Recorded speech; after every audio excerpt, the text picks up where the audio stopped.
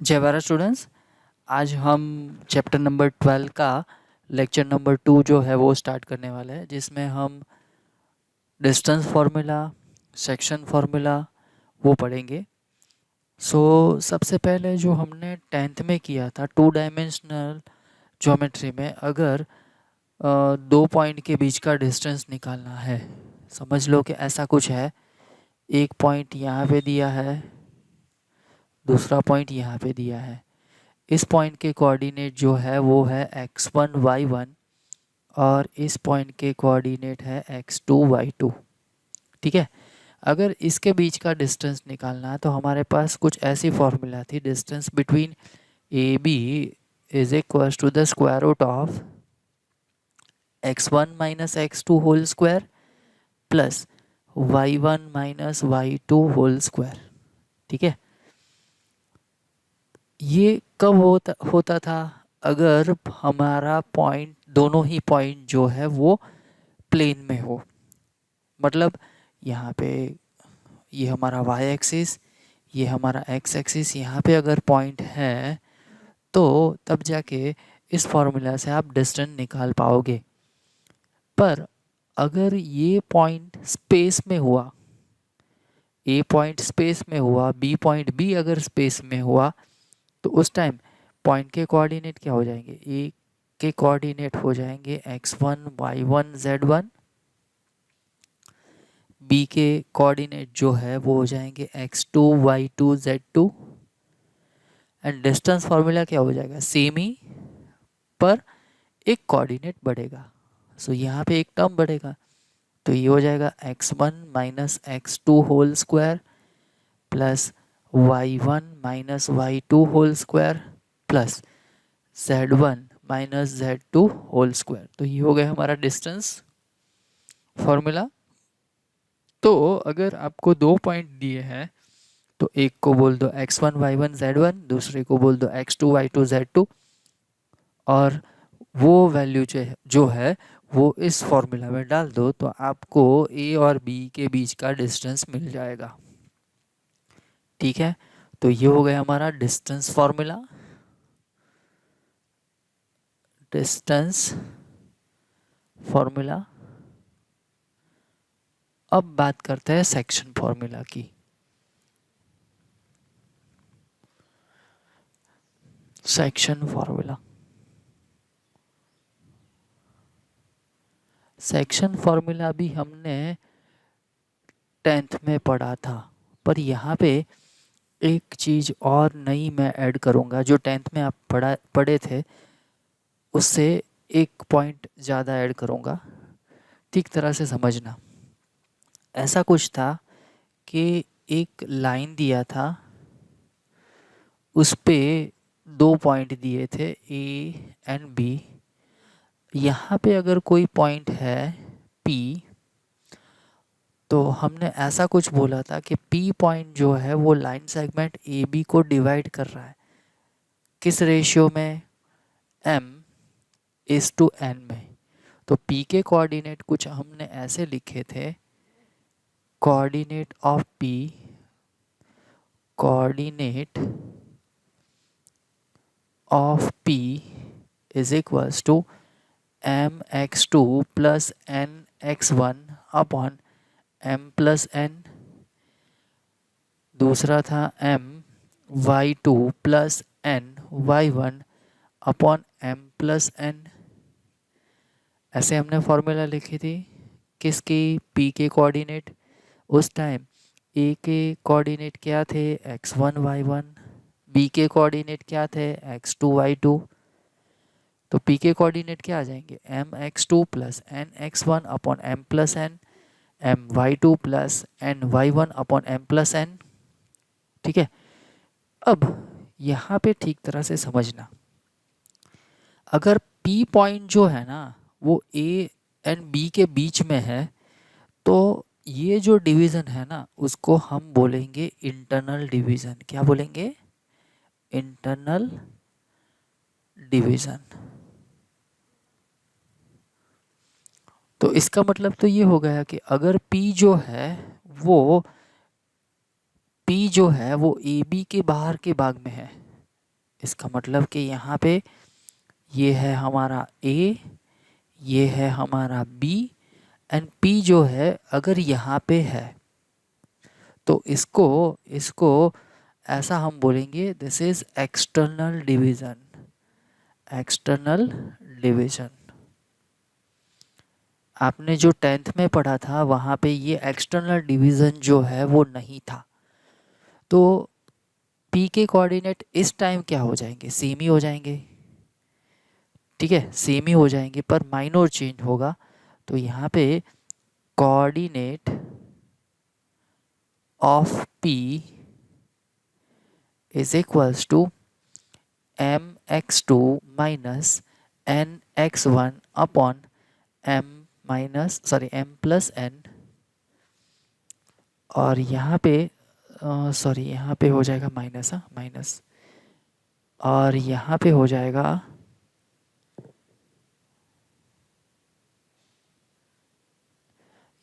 जाएगा m y two minus n y one upon m minus n, ठीक है। तो इसमें हुआ क्या, जब भी एक्सटर्नल डिवीज़न है ना तो हमारा रेशियो जो है ना, रेशियो हमने बोला था m अपॉन n, तो ये हो जाएगा नेगेटिव और यहाँ पे रेशियो जो है वो हो जाएगा पॉजिटिव, ठीक है। तो इंटरनल डिवीज़न में रेशियो जो है वो पॉजिटिव होगा, एक्सटर्नल डिवीज़न में रेशियो जो है वो नेगेटिव होगा।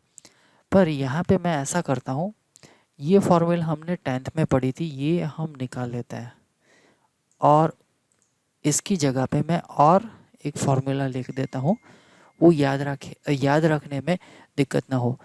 यहाँ पे कोऑर्डिनेट ऑफ पी जो है ना, मैं ऐसे कुछ लिखता हूँ, कोऑर्डिनेट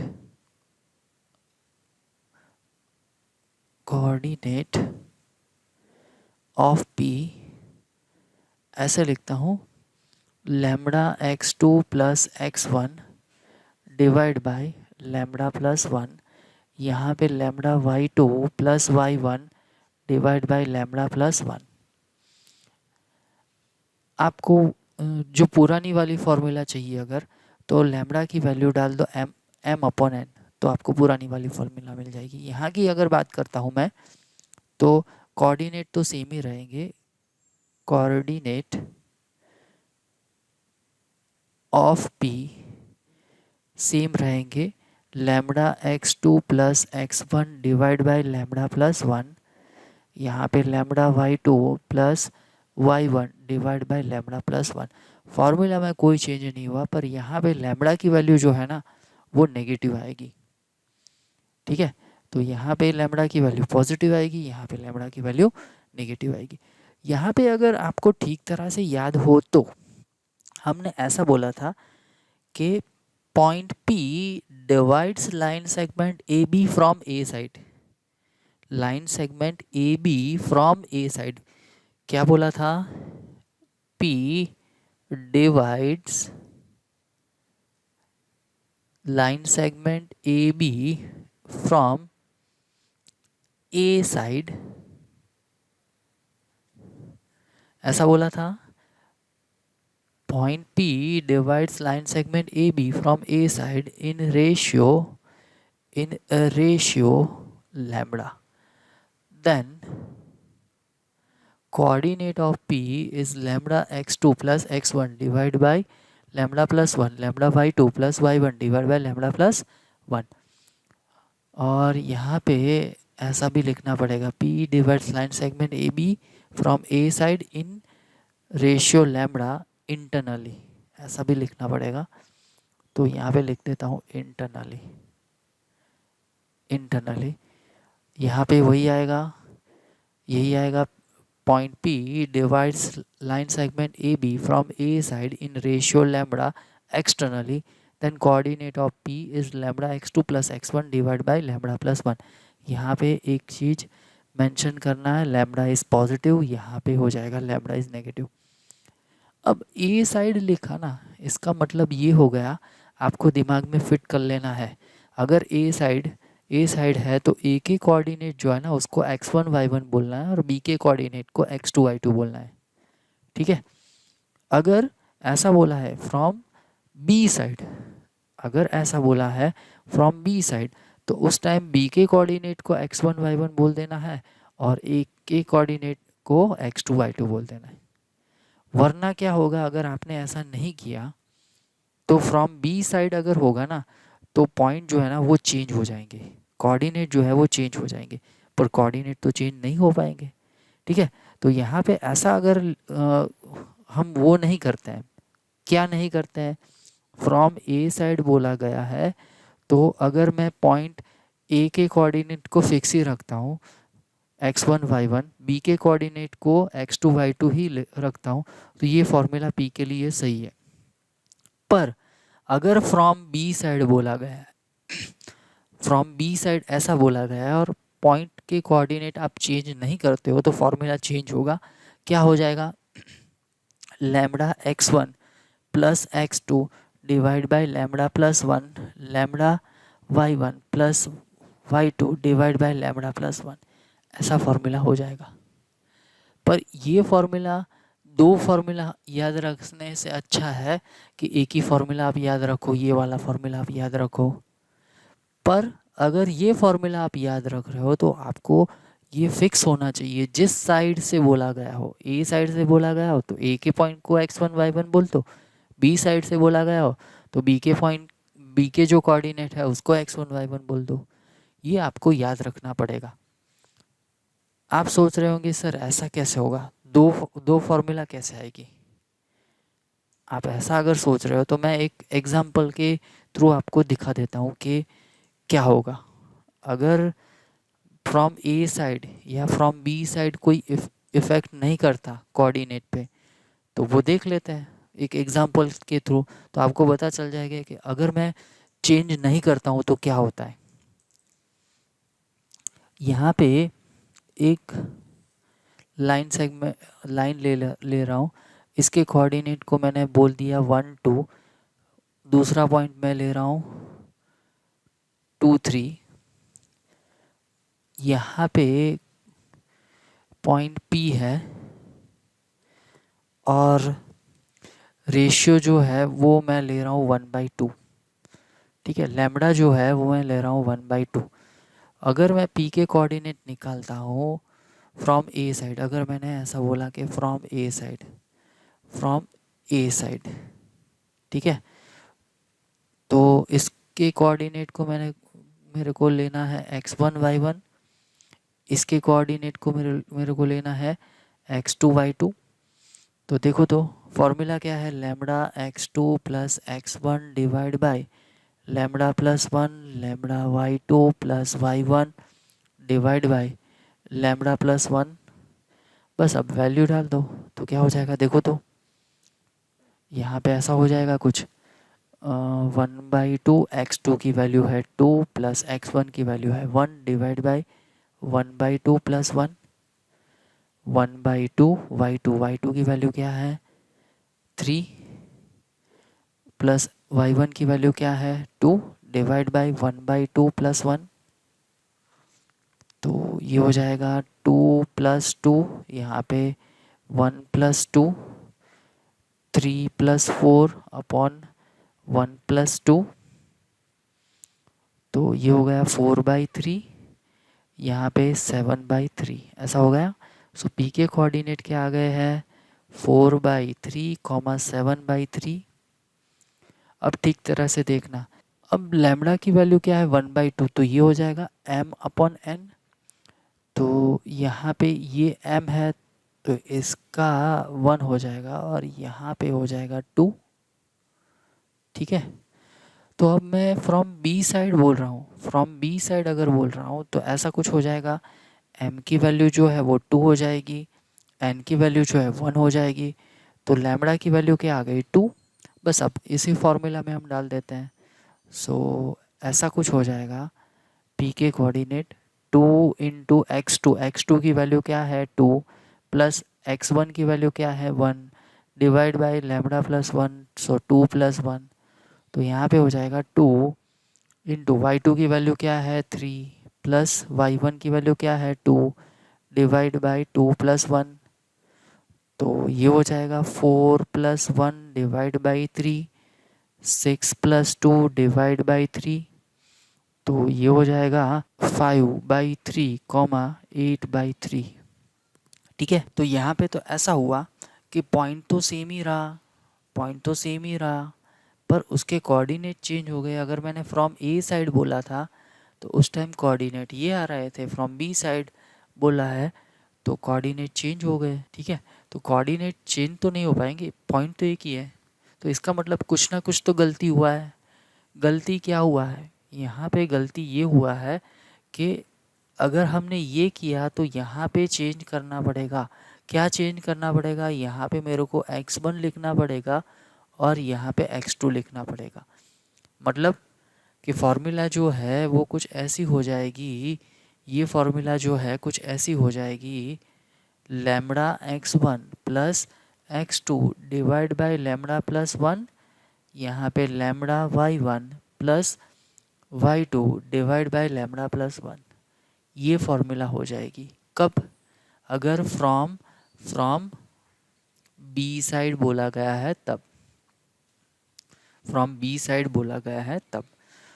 ठीक है, अब वो सही फॉर्मूला अगर हम डाल देते हैं तो देखो तो वही आंसर आ जाएगा। यहाँ पे क्या आया है? यहाँ पे चेंज करना है। क्या चेंज करना है? 2 की जगह पे क्या लिखेंगे 1, और 1 की जगह पे क्या लिखेंगे 2। यहाँ पे भी 3 की जगह पे क्या लिखेंगे 2, और 2 की जगह पे क्या लिखेंगे 3। तो देखते हैं क्या होता है। ये तो चेंज ही हो जाने वाला है, तो ये निकाल देता हूँ मैं। ये भी चेंज हो जाने वाला है तो चेंज कर लेता है। अब देखो यहाँ पे x1 क्या है? x1 है 1 और x2 क्या है 2। यहाँ पे y1 क्या है? y1 जो है वो है 2 और y2 क्या है 3। तो यहाँ पे हो गया है 2 प्लस 2 डिवाइड बाई 3, यहाँ पे 4 प्लस 3 डिवाइड बाई 3। तो देखो 4/3 कॉमा 7/3 सेम ही आया, देखो सेम ही आया ये और ये। पर कब ऐसा आया?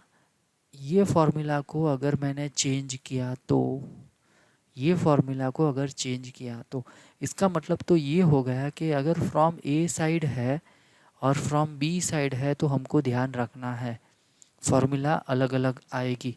पर अलग अलग फॉर्मूला हमको नहीं लिखनी है, तो एक काम करना है, फ्रॉम ए साइड बोला है तो ए के कोऑर्डिनेट को x1 y1 बोल दो, अगर फ्रॉम बी साइड बोला है तो बी के कोऑर्डिनेट को x1 y1 बोल दो, तो एक ही फॉर्मूला से हमारा काम बन जाएगा। ठीक है, आ रही है बात समझ में कैसे हो रहा है ये? तो ये एक चीज़ जो है वो ये हम फिर से पढ़ेंगे। एक चैप्टर है हमारा लाइन, उसमें फिर से हम यही डिटेल पढ़ेंगे। तो अब अगर आपको समझ में आ गया है तो ठीक है, नहीं समझ में आया तो कोई टेंशन लेने की कोई ज़रूरत नहीं है, आगे हम फिर से वो करने वाले हैं। ओके, तो मैं बात कर रहा था इंटरनल डिवीज़न की और एक्सटर्नल डिवीज़न की। इंटरनल डिवीज़न में क्या होगा? लैम्बडा जो है डिवीज़न रेशियो जो है वो पॉजिटिव होगा, एक्सटर्नल डिवीज़न है तो डिवीज़न रेशियो जो है वो नेगेटिव होगा। तो ये हमने बात की किस में? 2 डायमेंशनल ज्योमेट्री में बात की। अगर यही चीज़ स्पेस में अगर बात करते हैं, प्लेन की बात नहीं करते हैं, स्पेस में बात करते हैं, तो क्या होगा चेंज? ऑब्वियस है, यहाँ पे ऐसा हो जाएगा कि एक कोऑर्डिनेट जो है वो बढ़ जाएगा, यहाँ पे भी एक कोऑर्डिनेट बढ़ जाएगा। ठीक है, तो यहाँ पे एक कोऑर्डिनेट बढ़ा जो है z1, यहाँ पे एक कोऑर्डिनेट बढ़ा वो है z2। तो सेम वे यहाँ पे भी एक कोऑर्डिनेट बढ़ जाएगा। कौन सा कोऑर्डिनेट बढ़ जाएगा देखो तो? ऐसा हो जाएगा comma lambda z2 plus z1 divide by lambda plus 1। तो ये हो गई हमारी section formula for a space. यहाँ पे क्या हो जाएगा? सेम वे यहाँ पे भी एक कोऑर्डिनेट बढ़ जाएगा, एक्सटर्नल डिवीज़न में भी एक कोऑर्डिनेट बढ़ जाएगा। वो क्या होगा? यही होगा, थर्ड कोऑर्डिनेट कुछ ऐसा हो जाएगा, lambda z2 plus z1 divide by lambda plus 1। अगर लैम्बडा को आप ऐसा लिखते हैं तो भी कोई दिक्कत नहीं है, m/n लिखते हैं तो भी दिक्कत नहीं है, पर इंटरनल डिवीज़न हो तब डिवीज़न रेशियो जो है वो पॉजिटिव लेना है, एक्सटर्नल डिवीज़न हो तब डिवीज़न रेशियो जो है वो नेगेटिव लेना है। एक्सटर्नल डिवीज़न कब आएगा? अगर हमारा डिवीज़न पॉइंट जो है वो लाइन सेगमेंट के बाहर के पार्ट में होगा तब। अगर आप सोच रहे हो कि सर ये पॉइंट बाहर के भाग में, तो यहाँ पे भी आ सकता है ना, यहाँ पे भी आ सकता है ना, हाँ कोई बात नहीं, यहाँ पे लो या यहाँ पे लो, कोई फ़र्क नहीं पड़ता है, दोनों में ही एक्सटर्नल डिवीज़न ही होगा और दोनों में ही डिवीज़न रेशियो जो है वो नेगेटिव होगा। कोऑर्डिनेट तो सेम ही रहेंगे, कोई चेंज नहीं होता है, दोनों कोऑर्डिनेट सेम रहेंगे। ठीक है, तो ये हो गई है हमारी सेक्शन फॉर्मूला। आ रही है बात समझ में? जो हमने पढ़ा था 10th में वही है, और कुछ नया नहीं है, ये वाला कंसेप्ट नया है, पर ये वाला कंसेप्ट नया है, पर नया में और कुछ नहीं किया है, फॉर्मूला भी सेम है, सिर्फ और सिर्फ डिवीज़न रेशियो जो है वो मैंने नेगेटिव कर दिया है, और पॉइंट की पोजीशन जो है वो चेंज हो गई है। पहले क्या था, लाइन सेगमेंट ए बी के बीच में था, अब लाइन सेगमेंट ए बी के बाहर के भाग में है। क्लियर? तो ये हो गया हमारा सेक्शन फॉर्मूला। अब बात करते हैं मीड पॉइंट की। अगर दो पॉइंट हमको बता है और उसका मीड पॉइंट अगर निकालना है तो हमने एक फॉर्मूला का यूज़ किया था, दोनों पॉइंट के x कोऑर्डिनेट का सम डिवाइड बाय 2, दोनों पॉइंट के y कोऑर्डिनेट का सम डिवाइड बाय 2, वो हमको क्या दे रहा था, मिड पॉइंट। पर वो कब था, अगर 2 डायमेंशन ज्योमेट्री की बात करें तब। ठीक है, अगर 3 डायमेंशन ज्योमेट्री है तो उस टाइम क्या होगा, एक कोऑर्डिनेट बढ़ जाएगा, एक कोऑर्डिनेट बढ़ जाएगा, तो वहाँ पे क्या आ जाएगा, z1 + z2 डिवाइड बाई 2। तो यहाँ पे ऐसा लिख देते हैं, यहाँ पे कुछ ऐसा लिख देते हैं, मिड पॉइंट, मिड पॉइंट यहाँ पे ए पॉइंट जो है वो ले लेता हूँ x1 y1 z1, and B जो पॉइंट है वो है x2 y2 z2, यहाँ पे कोई पॉइंट है P जो मिड पॉइंट है। So coordinate of P is equals to x1 + x2 divide by 2, y1 + y2 divide by 2, z1 + z2 divide by 2। तो ये हो गया है कोऑर्डिनेट ऑफ मिड पॉइंट। बाद में जो है वो आ रहा है सेंट्रॉइड, कोऑर्डिनेट ऑफ सेंट्रॉइड, वो भी हमने पढ़ा था 10th में। कोऑर्डिनेट ऑफ सेंट्रॉइड वो कैसे निकालेंगे, अगर एक ट्राइंगल दिया है ए बी एंड सी, सो इसके कोऑर्डिनेट है x1 y1 z1, इसके कोऑर्डिनेट है x2 y2 z2, इसके कोऑर्डिनेट है x3 y3 z3। सो सेंट्रोइड जो है उसको जनरली हम जी से दिखाते हैं। सो कोऑर्डिनेट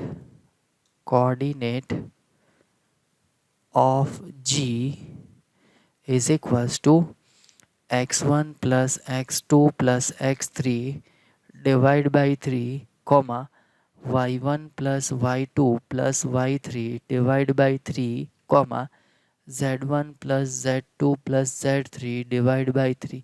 तो ये हो गया कोऑर्डिनेट ऑफ सेंट्रॉइड। ठीक है, अब ले लेते हैं सेंट्रॉइड ऑफ टेट्राहेड्रन। टेट्राहेड्रन यहाँ पे मैंने बना के रखा है।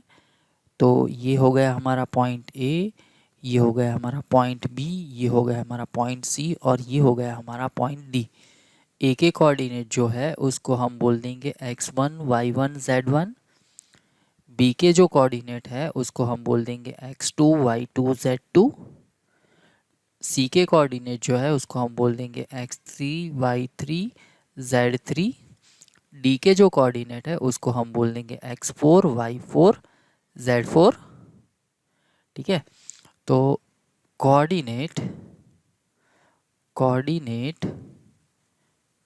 ऑफ सेंट्रॉइड वो हो जाएगा x1 plus x2 plus x3 plus x4 divide by 4। यहाँ पे हो जाएगा y1 plus y2 plus y3 plus y4 divide by 4, comma z1 plus z2 plus z3 plus z4 divide by 4। तो ये हो गए हमारे कोऑर्डिनेट ऑफ सेंट्रॉइड। ठीक है, तो इसके साथ ही इस चैप्टर का थियरी पोर्शन यहाँ पे ख़त्म होता है। तो नेक्स्ट लेक्चर में ये लेक्चर यहाँ पे हम ख़त्म करते हैं। नेक्स्ट लेक्चर में हम एक्सरसाइज जो है वो स्टार्ट करने वाला है।